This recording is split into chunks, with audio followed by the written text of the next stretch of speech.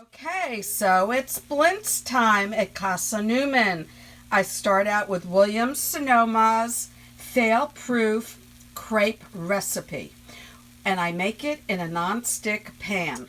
Now, after I make my batter in a blender, pour a little bit in the center, and now what you're going to do is you quickly rotate it around the outskirts of the pan, covering all the area.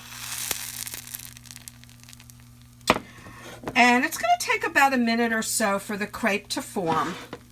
Okay, so this is a very important step. When you see the edges are starting to get brown on your crepe, you're going to need some kind of a spatula tool.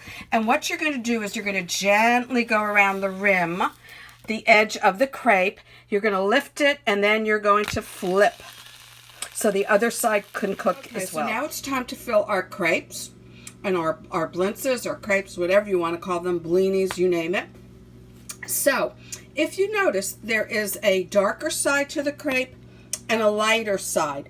The lighter side isn't cooked as well or as long. So when you make this, you want to fill the darker side. That's going to be on the inside of your blintz.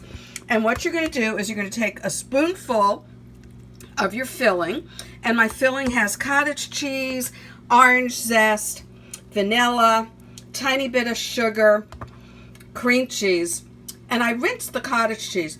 So you can see I placed it towards the bottom of the crepe. It's going to be very challenging to hold the camera in one hand and roll it in the other. But what you're going to do, it's like making an egg roll. You're going to flip the edge over, and then you're going to make like a little envelope. You're going to flip this edge over, and then you're going to flip this edge over. Now you do need two hands to do this. You're basically going to make a little packet, just like an egg roll. So I've got my cheese filling here. I've tucked in both ends, and now I'm going to gently roll this, just like an egg roll.